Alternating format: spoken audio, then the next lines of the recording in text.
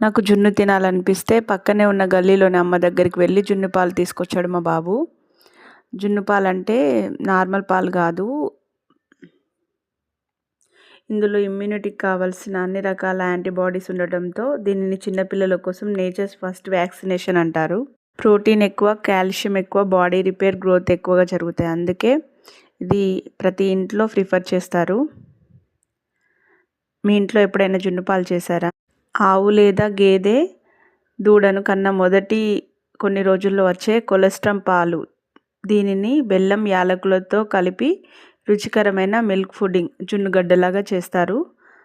దీన్నే ఇంగ్లీష్లో cholesterol milk pudding అని అంటారు.